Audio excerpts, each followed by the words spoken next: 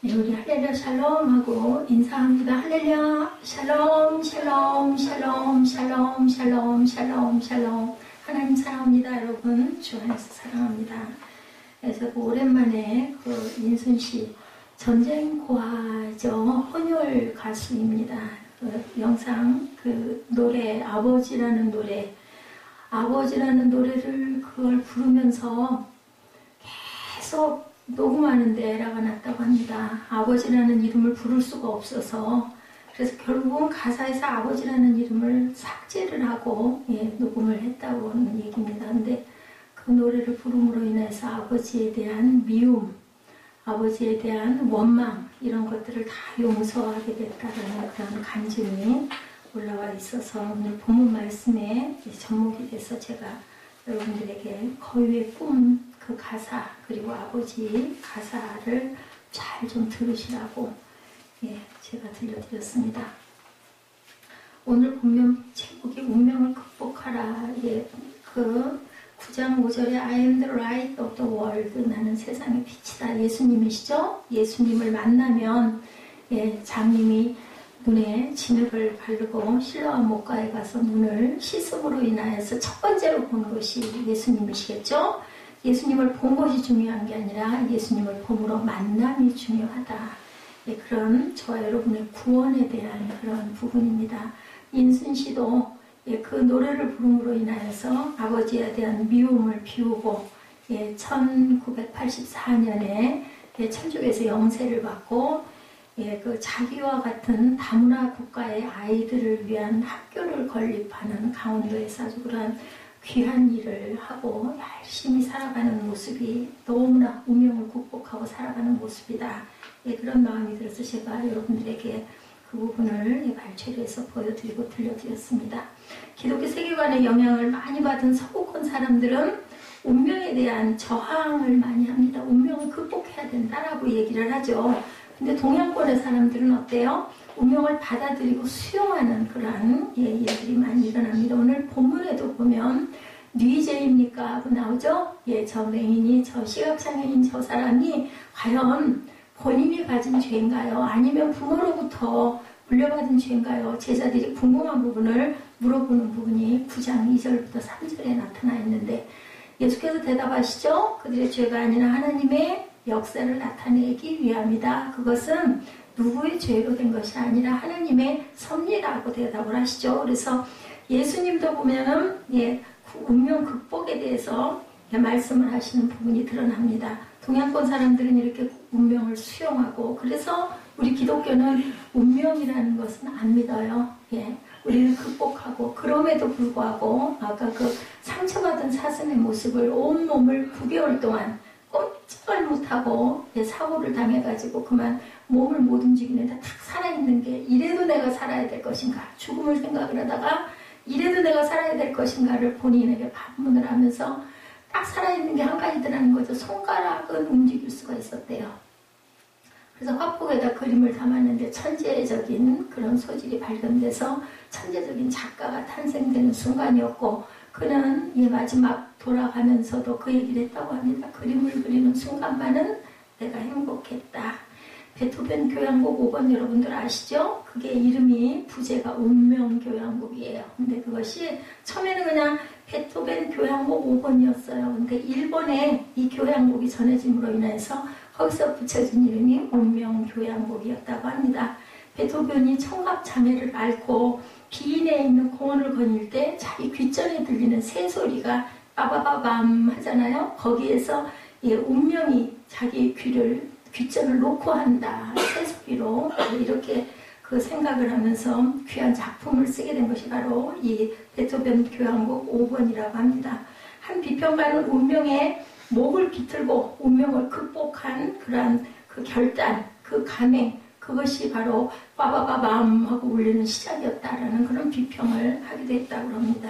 저 여러분은 과연 어떤 마음으로 사시는지 오늘 가정의 달 두 번째 주일 설교입니다. 한 달 동안은 가정의 달을 집중적으로 중점으로 해서 말씀을 짜야 되겠다는 생각을 하고 두 번째 주일 우리 요한복음 9장 말씀을 통해서 저와 여러분들이 귀한 은혜 그럼에도 불구하고 내 상황이 지금 이렇다 할지라도 나는 운명을 수용하는 것이 아니라 극복하고 다시 일어서야 되겠다라는 그런 마음을 가지시는 저와 여러분 되셨으면 하는 마음으로 여러분들에게 이 말씀을 전합니다. 우리가 인생을 살아가면서 운명을 가장 민감하게 많은 무게를 느끼는 곳은 과연 어디일까? 여러분들 어디세요? 운명에 대한 생각 가장 많이 하게 되는 곳 가정이죠. 가정. 예, 나는 저 배우자를 과연 내가 운명적인 만남으로 만났나? 왜 하필이면 저 사람을 만나고 왜 하필이면 내가 대한민국의 이곳에 내가 살고 있고 하필이면 내가 저런 부모를 만나고 하필이면 내가 저런 딸을 저런 아들을 내가 만나서 이렇게 살아가고 있나? 이게 뭘까요 여러분들? 자, 운명적인 만남 아니에요? 제일 많이 생각하는 것이 바로 예, 가정 안에서 운명의 생각을 많이 할 수가 있다. 내가 어쩌다가 저런 아들을 두고 저런 딸을 두어서 이렇게 마음고생을 하고 사는 우리 사무엘이 비익하고 웃고 뒤로 넘어가네요. 예, 아주 작정을 한 것 같아요. 반대로 가기로. 예, 아주 예배 시간까지도 아주 제 속을 뒤집는 저 아들. 인내가 어디까지인지 시험하려고 인 것 같다는 생각을 제가 많이 합니다. 어쩌다가 나는 김태희처럼 잘생기지가 못하고 이런 모습을 하고 내가 이곳에서 이렇게 하고 살고 있나. 여러분들 혹시 나는 정말 불행한 인생을 살고 있어 이런 생각을 하지는 않으시는지 이것이 바로 내 운명인가 예, 이런 갈등을 하시지는 않은지 오늘따라 예, 계속해서 밖으로 나가시는 분들이 계속 있네요. 예, 몇 분 안 되는 성도들이 한 사람씩 모두 다 한 번씩 밖으로 나갔다 오시는 것 같습니다. 되도록이면 물론 벼랑간에 그저 화장실 가고 싶을 수도 있고 전화가 급하게 와가지고 급한 상황이 있습니다. 그런데 되도록이면 예배 전에 모든 것들을 다 마치시고 앉으셔서 이 시간만은 저와 여러분들이 아이 컨택을 열심히 하시면서 제가 아니죠. 제 입을 통해서 나오는 하나님의 말씀의 은혜를 받으시기를 주님의 이름으로 축복합니다. 이런 질문이 예수님 제자들이 하는 부분이 오늘 본문 9장 2절에 나타나죠. 우리 함께 합독합니다. 제자들이 물어 이르되 라비여 이 사람이 맹인으로 난 것이 누구의 죄로 인함이니까? 자기니까? 그의 부모니까? 이런 운명에 대한 질문이 우리를 괴롭힐 때 우리가 해야 할 일은 과연 무엇일까? 누구나 한 번쯤 그죠? 아까 제가 얘기한 것처럼 약간 코멘트입니다만은 나는 도대체 왜 저 사람을, 나는 도대체 왜 저 아들을, 저 딸을, 나는 왜 저런 부모를, 나는 왜 여기 이렇게 살고 있나 이런 생각을 누구나 한 번도는 한다는 거죠. 그랬을 때 우리가 첫 번째로 해야 할 일, 운명을 절대로 탓하지 말아야 된다. 9장 3절의 본문 말씀입니다. 예수께서 나면서부터 맹인된 사람의 운명은 누구의 죄 때문도 아니다. 뭐라고 얘기를 하세요? 이 사람이나 그 부모의 죄로 인한 것이 아니라 그래서 하나님이 하시는 일을 나타내고자 하심이라. 이렇게 대답을 하시죠. 예수님 당시에 유대인들은 인간론, 운명론을 믿고 있었다라는 거죠. 그런데 예수님은 어떠셨어요? 아니다. 그래서 그런 게 아니라 하나님의 어떠한 비밀한 일을 나타내려고 한다. 그렇다면 예수님께서는 절대로 인간론이나 운명론을 믿은 분이 아니고 오히려 실존론을 믿는 그러한 분이었다. 그 시대에 2000년이 넘는 그 시대에 예수님께서는 운명론의 사람이 아니라 실존론. 뭐라고요? 나의 나됨은 누구를 탓할 필요도 없다. 운명을 수용하고 운명을 딛고 그 절망의 자리에서 일어서라는 거죠. 그래서 맹인에게 진흙을 이겨서 눈에 발라주면서 실로암 못에 가서 씻어라 라고 말씀을 하시죠. 씻고 일어나서 눈을 뜸으로 누구를 만나요? 빛을 보게 됩니다. 그 빛을 보게 되는 것이 내가 과연 뭘 하고 어떻게 살아야 될 것인가 목적을 깨닫게 된다는 그런 말씀이죠. 이런 사람들이 어떤 사람들이에요? 소명을 받은 자들이다. 그리고 또 하나는 뭐예요? 구원받은 자들을 나타내고 있습니다. 이 땅에 전쟁이 일어나고 그 전쟁의 산물로 아까 그 임순씨 얘기를 제가 잠깐 말씀드렸지만 한국인에게 가장 불행으로 빚어진 자녀들이 나타나죠. 혼혈아들입니다. 한국인 엄마와 주한 미국인으로 근무하던 아프리카계 미국인 아버지 우리 인순씨는 그 사이에 태어난 딸이었었어요. 근데 엄마 임신 소식을 듣고 그만 아버지는 이제 자기 나라로 주랭랑을 놔버립니다. 그래서 아버지의 얼굴도 모르고 가정 형편이 어려워서 고등학교 진학도 포기한 채 인순 씨는 운명을 탓할 만한 그런 사람인데도 불구하고 원망 대신에 용서와 미움 대신에 사랑을 선택하고 인터뷰 자리에서 그래도 내 아버지는 이 땅에 폐를 끼치러 온 분이 아니라 이 땅을 도와주러 오신 분입니다. 라고 이렇게 고백을 했다고 합니다. 그래서 모든 사람들이 놀랬대요. 저 같아도 아빠 미워서 아빠라는 이름을 입에다 담지 않을 것 같은데, 그러면서 얘기가 1999년 워싱턴 DC에 가가지고 한국전에 참전했던 노병들을 위문하는 위문 공연의 마지막 부분에서 당신들 모두가 내 아버지이십니다 라고 고백을 했다고 그러죠. You are all my fathers 이렇게 고백을 했다고 합니다. 그녀가 부른 거위의 꿈 가사 아까들 들으셨죠? 우리 사무엘이 잘못 들어가지고 두 번을 틀게 됐는데, 그래요 나는 꿈이 있었어요. 부스러지고 찢기고 남루해진 꿈. 그래요 나는 그 꿈을 믿어요. 나를 지켜봐요. 저 차갑게 서 있는 운명의 벽 앞에 당당히 마주설 용기를 가져요. 운명을 탓하는 대신 운명의 벽 앞에 마주서기로 인순 씨는 결심을 했다고 하죠. 우리도 그런 마음으로 담대하게 주님 앞에서 저희들이 삶을 기쁘게 열심히 실천해 나갈 때 하나님께서는 우리를 도와주시죠. 우리 일부 때는 가정의 달로 어버이에게 어떠한 효도를 해야 너희들이 복을 받고 네 생명이 길리라. 그냥 길게만 사는 게 아니라 생명과 그 다음에 축복을 받는다. 축복의 방법은 내가 하고자 하는 일을 하나님께서 반드시 이루어 주신다라는 설교를 했습니다. 이제는 운명을 극복하고 사는 부분, 우리 꿈동이들도 마찬가지고 저와 여러분도 저는 저 제자리에서 여러분은 여러분 자리에서 나는 도대체 왜 이럴까가 아니라 그러할지라도 저는 일어섭니다. 이런 마음을 가지시기 바랍니다. 두 번째로는 운명을 극복하기 위해서 선한 주권을 신뢰할 수 있어야 된다. 우리가 그런 얘기하죠. 억지로 되는 일은 없어. 이 얘기합니다. 하다 할 수 있는 일은 하는데 하다가 도저히 안 되는 것은 이거는 뭐 내 힘으로는 안 되는 거고 어쩔 수 없는 거야. 누가 하세요? 하나님께서 하시죠. 하나님의 선한 주권을 신뢰하시기 바랍니다. 맹인의 운명은 하나님의 선한 계획과 주권 속에 있음을 예수님이 우리 본문에서 3절에서 가르치시죠. 요셉의 생애도 마찬가지죠. 여러분들 요셉 얘기 너무 잘 아시죠. 창세기 45장 5절에서 8절에 나타나 있습니다. 선하신 하나님의 계획과 주권에 대해서 바울도 얘기하죠. 로마서 8장 28절 여러분들 잘 아시는 말씀이죠. 내가 알거니와 하나님의 뜻대로 부르심을 받은 자 그에게는 하나님이 합력하여 선을 이루신다라는 그런 말씀이 있습니다. 뭐를 하는 자 뜻대로 부르심을 받고 우리가 열심히 나아가는 자에게는 하나님께서 합력하여 선을 이루신다. 모든 불행한 운명, 가슴 아픈 상처들도 포함해서 그것까지 싸서 안아서 합력하여 선을 이루신다. 우리가 뭐 어려움 당하고 힘든 일 당했을 때 그건 다 버리고 요 부분만 더 좋은 부분만 내가 너를 붙들어 줄게 안아세요. 그 어려움과 아픔과 상처까지도 내가 다 싸서 합력해서 선이 되게끔 가장 좋은 걸로 내가 주겠다라고 얘기를 하죠. 예수께서 3절의 본문에도 그 부모의 죄로 인한 것이 아니라 그에게서 하나님의 하시는 일을 나타내고자 하심이라. 뭘 나타냈어요? 하나님의 선하신 계획, 무엇을? 그 눈 안 보이는 시각장애인에게 세상을 다시 보게 함으로 변화된 삶을 사는 모습을 보여주셔서 하나님의 영광을 드러내셨다라는 거죠. 하나님의 주권을 나타냈다.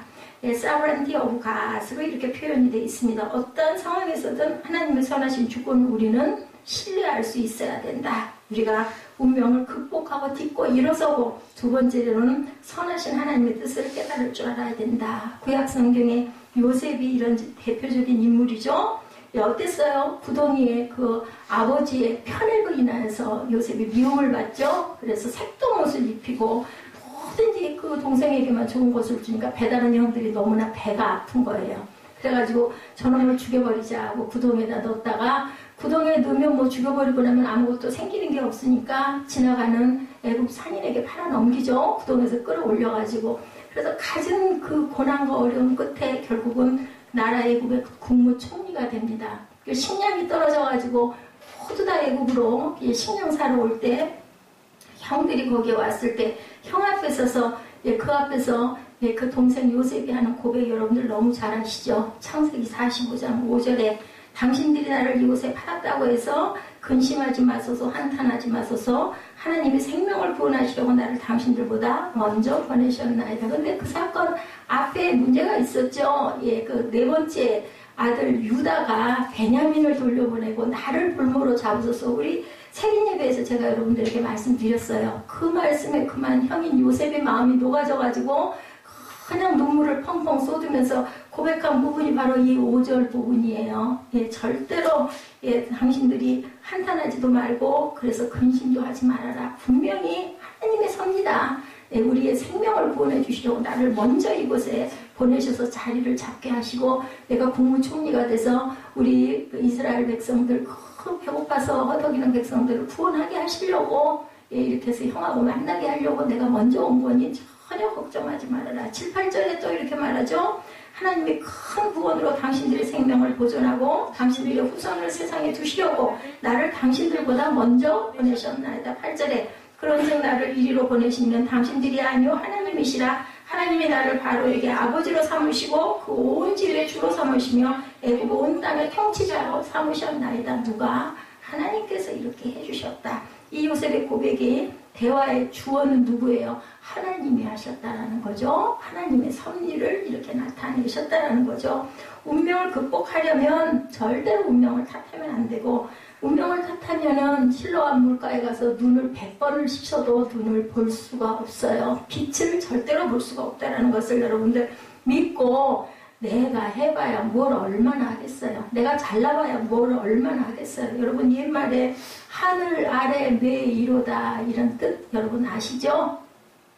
아무리 키가 큰들 뭐 2m 넘는 사람이 있어봐야 몇 명이나 있겠어요. 여러분들 키가 얼마나 되십니까? 저는 키 크다고 날씬하다고 자랑하고 그죠? 그 번쩍거리는 옷들 그 방으로 하나 되는 옷 다 가졌어도 그거 뭐 어쩔 수 없는 거 이렇게 되고 나니까 뭐 맞는 옷이 없어요. 옷이 신을 신발이 없어요. 그렇게 딱 돼버려. 뭐 사람이 할 수 있는 일입니까? 안 돼요. 하늘 아래 진짜 잘났다고 해봤댔자 진짜 지금 생각하면 얼마나 어리석고 얼마나 기가 막힌지 하루에 2시간 이상씩 땀을 뻘뻘 흘리고 그렇게 러닝머신을 해야 그 기가 풀리고 다들 말렸죠. 그렇게 너무 지나치게 운동하면 안 된다고. 뭐 그렇게 해야 운동한 것 같은걸요.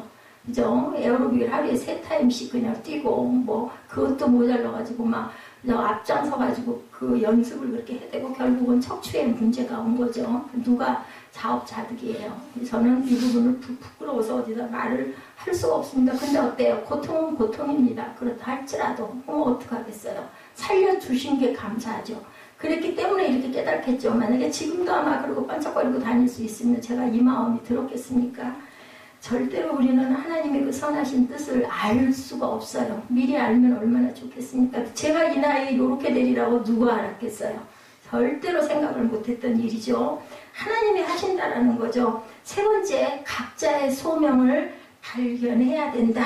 때가 아직 낮음에 요한복음 9장 4절이죠. 나를 보내신 이의 일을 우리가 하여야 하리라. 밤이 오리니 이때는 아무도 일할 수 없으리라. 밤이 왔어요. 밤이. 할 수가 없어요. 걸을 수가 없어요. 그 좋은 그 풍경 거닐면서 볼 수가 없는 거죠. 나설 수가 없어요. 이렇게 탁 돼버리는 거죠. 그래도 아까 그 화가가 그 상처받은 사슴 그린 모습처럼 제가 여러분 앞에 서서 이렇게 말씀 전할 때 많은 인원도 아니지만 그렇게 전할 때 이거 준비를 한 40분 정도를 위해서 저는 한 서너 시간을 워낙 무딘 사람이다 보니까 준비를 합니다. 묵상도 하고 요절도 찾고. 근데 이 자리에 서서 여러분들에게 전하고 나면 온몸에 아팠던 부분들이 다 그것이 다 깨끗해져요. 너무 정신이 명료해지고 너무 감사가 일어나고 기쁨이 솟습니다. 그 순간만은 그 화가가 누워서 몸도 못 움직이면서 손가락으로 그림 그릴 때만은 나는 정말 행복합니다. 그 말이 정말 실감 있게 다가옵니다. 여러분들 어떨 때 가장 행복하십니까? 그 순간을 잘 잡으시기 바랍니다. 그래서 그 시간을 많이 누리세요. 그죠? 우리는 여행할 때 어때요? 어디 유명한 데 가보자고 그래서 갈 때 준비도 많죠. 가는 과정에 차도 막히죠. 또 비용도 만만치 않게 듭니다. 많은 시간을 소요해서 어딘가 한 군데를 목적을 잡고 갔을 때 어때요 여러분들? 우리 산 정상에 올라갈 때도 마찬가지입니다. 후휴 하는 그 순간 그 찰나 그것 때문에 그곳을 그렇게 힘들게 많은 준비를 해서 오릅니다. 그러면서 그 찰나를 기뻐하고 우리 눈 안에 렌즈에다 담죠. 물론 사진도 좋지만 어느 순간이부터 저는 사진 찍는 거를 포기하게 되더라고요. 아무리 사진을 들여다봐도 이때가 이랬지 그 생각은 나는데 그 순간에 그 영상을 눈으로 봤을 때만한 그런 감동은 아니에요. 그래서 저는 사실은 그런 의미는 차라리 마음밭에 새기자라는 생각을 하고 그때를 떠올리고 생각하는 습관이 언젠가부터 저는 30대 후반부터 그랬던 것 같아요. 그래서 거의 50대가 되도록 저는 늘 가고 싶은데 내가 너무 좋아하는데 항상 갈 수 없잖아요. 그러면 다 앉으면 눈 감고 생각합니다. 내가 갔을 때 그 바다에 출렁거린 그 아름다운 예쁜 그 실록들 이런 것들을 생각하면서 갔을 때 그 느낌과 감동을 되살립니다. 그럼 너무너무 기쁘더라고요. 그렇게 하니까 뭐 안 가도 간 것만큼 그래서 저는 항상 못 가볼 때는 요즘은 또 그것도 없어지는 거고 별로 그렇게 뭐 그냥 절실하게 어딘가 가고 싶고 이런 게 없기 때문에 그런데 불편한 건 뭔가를 좀 사러 움직여야 되는데 어딜 좀 더 바퀴 돌아봐야 되는데 그게 정말 마음대로 안 될 때 그때 안타깝죠 마음에. 근데 어떻게 다 좋겠어요. 소명을 주셨기 때문에 제가 살아있을 수 있다. 각자 소명을 여러분들 자리에서 발견하시기 바랍니다. 본문에서 우리가라는 말이 있죠. 때가 아직 낮음에 나를 보내신 이 일을 우리가 하여야 하리라. 그 일을 우리가 제가 여러분들이 각자의 자리에서 하셔야 된다는 거죠. 하나님께서 그의 소명에 우리를 포함시켰어요. 매니는 실로암 못에 가서 씻으라는 주님의 말씀에 순종함으로 세상에 빛 되신 주님을 경험하고 새로운 운명을 갖게 됐다. 이게 중요한 거예요. 눈이 떠진 게 중요한 게 아니라 그럼으로 인하여 자신의 가장 기쁜 것이 발견이 됐다라는 것. 가정의 달이죠. 가정에서 경험한 상처로 여러분들 삶이 무겁습니까? 내가 원하지 않았는데 주변의 어떤 것으로 인해서 그저 삶이 무거울 수 있습니다. 운명을 탓하지 말고 선하신 주님의 뜻 안에서 운명을 극복하시기 바랍니다. 예수님은 날 때부터 맹인된 이 사람을 통해서 하나님이 하실 일이 있다고 본문의 3절에 그렇게 말씀하시죠. 그것을 계기로 예수님이 이 땅에 오신 목적, 이유, 그리고 소명을 선포하셨어요. 4절이죠. 때가 아직 낮음에 나를 보내신 이 일을 우리가 하여야 하리라. 밤이 오리니 그때는 아무도 일할 수 없느니라. 밤 되기 전에, 천국 가기 전에, 이 땅에 있을 때 여러분들 소명을 발견하시고 열심히 기뻐하고 즐거워하시면서 사시기 바랍니다. 제가 요즘에 좀 변한 게 있어요. 전에는요 다 요건 요만큼 요렇게 해야 되고 절대로 이러면 안 되고 막 이랬는데 요즘에는 하나님께서는 내가 기쁘고 즐겁고 자유하게 누리기를 더 바라시지 고통스럽게 힘들게 그걸 바라시는 건 아니다라는 생각이 들어서 때로는 요즘에는 참 농땡이를 부릴 때도 많습니다. 그리고 가장 편한 자세로 제가 누워있을 때가 제일 편하거든요. 눌리는 게 없고 이게 무게감이 없으니까. 저 같으면 어떻게 누워있겠어요. 일어나서 그냥 한 자리라도 더 해야 되고 뭘 하나라도 더 해야 되는데 불편해지면 그냥 무조건 눕습니다. 눕고 좋은 영상도 많이 보고 좋은 노래도 많이 듣고 뭐 그것이 꼭 우리 찬양이 아니어도 찬양 뭐 거의 종일 여기서 나오죠. 틀어지죠. 가끔가다 영감 주시면 매일 찾아가지고 모를 때는 막 인터넷 찾아가지고 틀기도 합니다. 그러면 그걸 하루 이틀 막 4월 이렇게 틀기도 하는데 아니어도 뭐 가요면 어떻고 팝송이면 어떻겠어요. 그래서 K-팝 거기에 나왔던 제가 그 좋아하는 그런 그 싱어들 그 노래도 듣고 보고 또 간증도 듣고 보고 뭐 이렇게 뭐 좋은 드라마 있으면 드라마에서도 저는 하나님의 음성을 발견도 하거든요. 그러면서 듣고 보고 혼자 웃기도 하고 혼자 눈물도 흘리고 저는 이렇게 소위를 합니다. 예수님이 이 땅에 오신 목적과 이유와 소명은 저와 여러분 기쁘게 살라고. 근데 어떻게 매일 기쁘겠어요? 매 순간마다 행복하겠어요? 어려움 가운데 어느 순간 그죠? 기쁨이 오고 감사가 오고 마음에 그저 감동이 오고 이런 부분들을 우리가 많이 누리고 많이 즐기시고 아까 우리 아이들에게 얘기했어요. 나 엄마 사랑해요. 나 아빠 사랑해요. 하려면 어떻게 해야 되니? 마음 안에 사랑을 많이 키우고 마음속으로 얘기를 많이 하다 보면 그게 어색하지 않게 엄마 사랑해 뭐 아까 요전에 그래서 에스더가 웃었죠. 안녕 엄마 해가지고 그 소리를 막 흉내를 내면서 웃었는데 마음 안에 어린이가 있기 때문에 아직 덜 자란 아기가 있어요. 보면. 그래서 그의 아이도 아니고 어른도 아닌 것이 저를 많이 힘들게 합니다. 우리가 하여야 하리라 예수님의 소명 속에 우리를 포함하셨다는 걸 절대 잊지 마시기 바랍니다. 다섯 번째로 내가 세상에 있는 동안은 세상의 빛이라고 말씀하세요. 저와 여러분이 예수님이 빛이시잖아요. 근데 그 빛을 받은 저와 여러분도 세상의 빛이어요. 그리고 빛이 되셔야 합니다. 그러니까 우리가 해야 되고 우리가 빛이 되어야 된다는 뜻으로 본문 5절이 해석이 되죠. 이것이 바로 저와 여러분의 소명이다. 시각장애인에게 예수님은 진흙을 그의 눈에 바르시고 실로암 목가에 가서 씻어라 이렇게 말씀을 하시죠.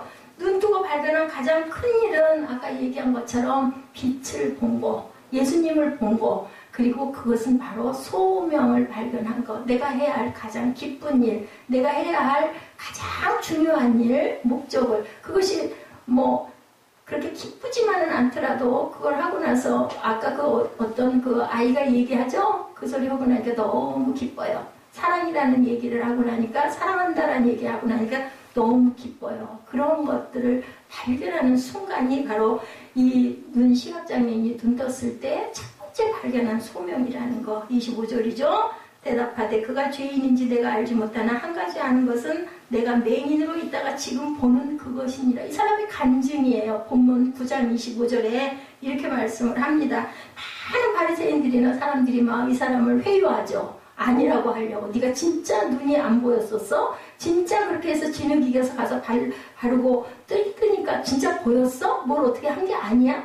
의심 많은 사람들이 예수님을 죽이고 싶으니까 아주 갖은 강원 이설로 대답하라고 막 종주목을 댔겠죠. 그랬을 때 이 사람이 의연하게 대답하죠. 그가 죄인인지 나는 알지 못한다. 다만 내가 맹인이었다가 지금 보는 그것이니라. 그거면 된 거 아니니까. 이게 바로 소명입니다. 이 사람은 이제부터는 어떤 사람이 됐어요? 우물가의 여인처럼 전도자가 됐죠. 확 와서 보라 하고 사람들에게 얘기해. 그럴 수밖에 없죠. 여러분들 눈이 안 보이다가 눈이 보이면 어떻게 되겠어요? 하라고 해서 하겠어요? 하지 말라고 해도 하겠죠? 나는 보게 됐다. 그 사람이 죄인인지 뭔지 나는 몰라. 근데 나는 눈은 안 봤는데 못 봤는데 나 가서 그렇게 하고 나니까 진짜 눈이 보였다. 그분 때문에 나는 보게 되었고 그건 사실이다. 소명의 삶을 살기 시작하는 순간부터입니다. 근데 그거를 받아들이고 감사하고 고마워하니까 그 눈뜨임을 기뻐하는 거지. 만약에 그렇지 않다면 무슨 그 입술에 고백이 나오겠습니까? 이게 뭐냐? 여러분들 순종하시기 바랍니다. 순종함이 아까 세빈 예배 때도 우리 꿈덩이들한테도 얘기했지만 무조건 부모님 말씀에 순종했을 때 니게 복이야. 그거 반발하고 나가봤댔죠? 절대로 잘 될 일이 없어. 제가 그 얘기를 했습니다. 하나님께 우리는 저와 여러분은 순종하셔야 된다. 그랬을 때 우리의 삶이 열린다. 설령 내가 도대체 받아들이고 싶지 않은 이게 도대체 운명인지 뭔지는 모르지만 나 이거 벗어버리고 싶다 이더라도 하나님의 뜻이 분명히 있으실 거니까 그것을 그냥 순종하고 나아가실 때 하나님이 저도 여러분도 알지 못하는 대단한 축복으로 이끌어 주신다는 것을 믿고 가시기 바랍니다.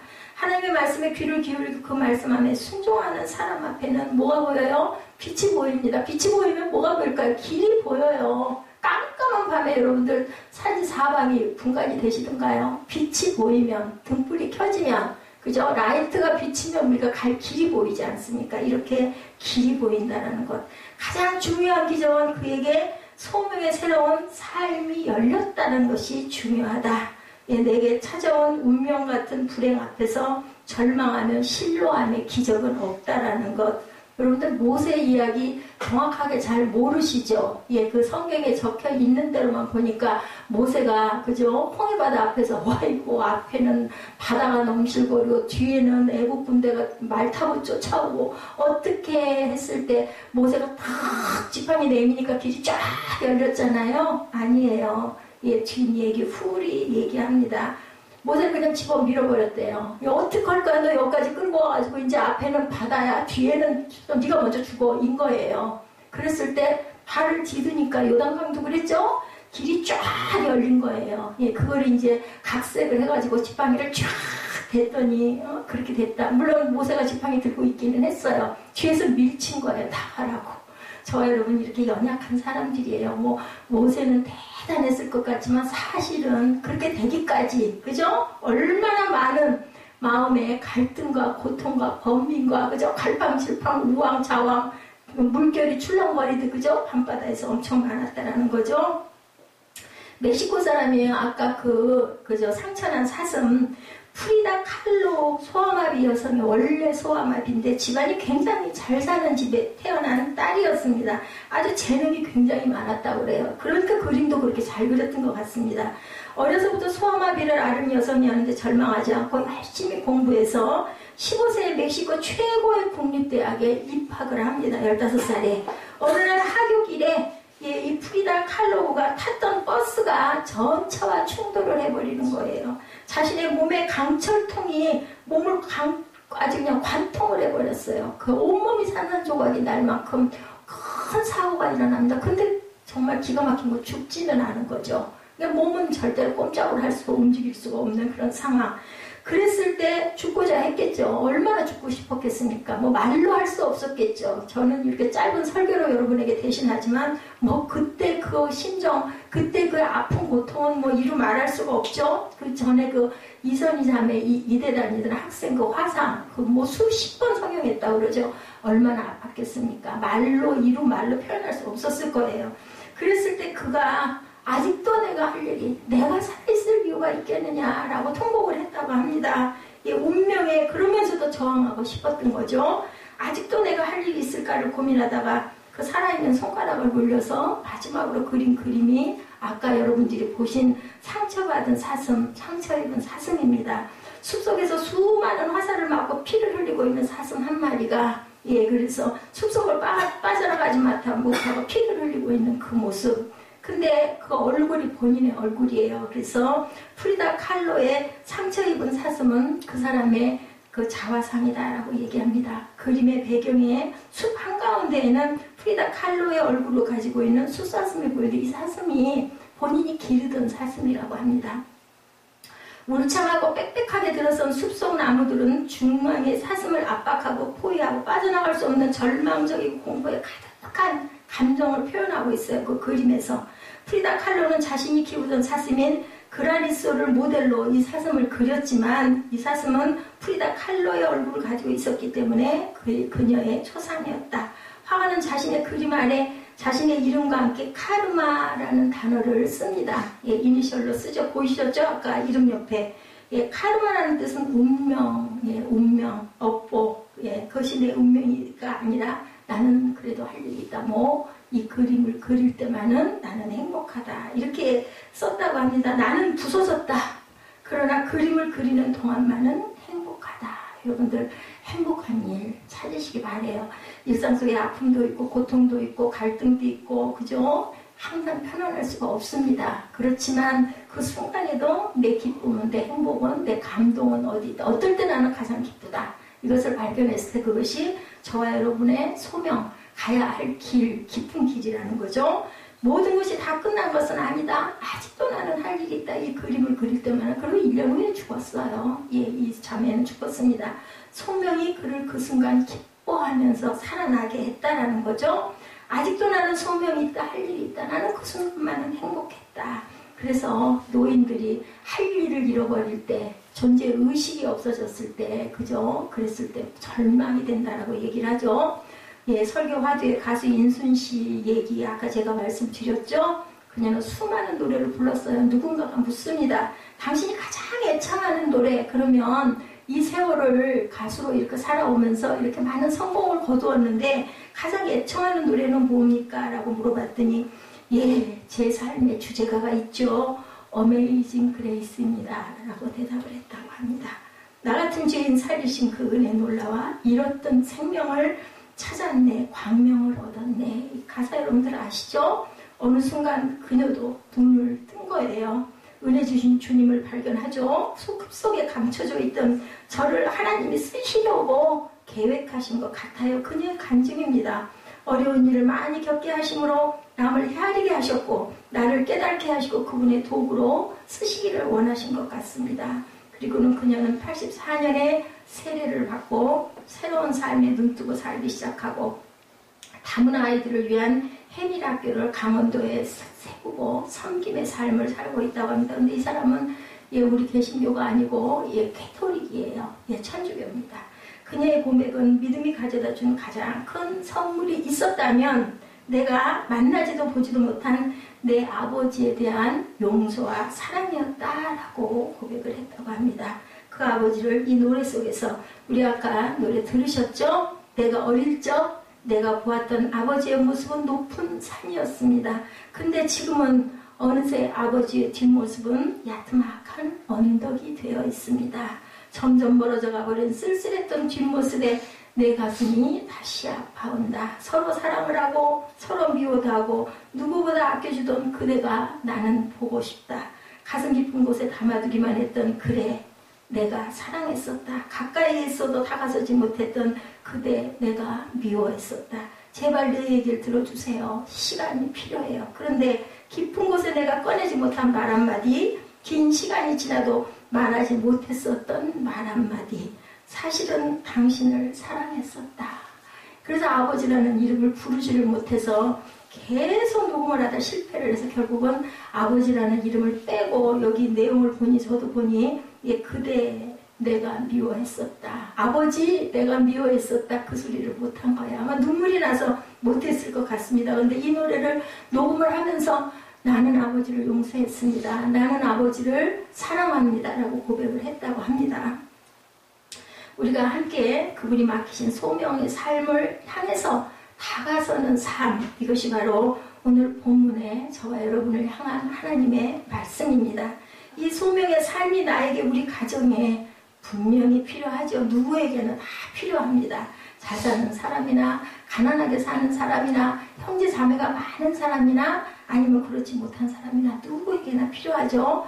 상처받은 우리 민족이 있습니다. 남북으로 갈라지고 지역으로 갈려진 상처받은 우리 민족에게도 이제 대통령이 선출되었어요. 그죠? 주께서 우리 민족을 하나로 묶어주시려고 귀한 대통령을 지도자를 허락하셨죠? 우리 가정도 새롭게 이 시간 이후부터 더 새롭게 일어나시고 나도 또한 새롭게 일어나시고 소명의 복된 그러한 저와 여러분이 되시는 5월 푸른 한 달 그리고 그 5월이 여러분들의 인생의 5월이 항상 되시기를 주님의 이름으로 축복합니다. 기도하시겠습니다.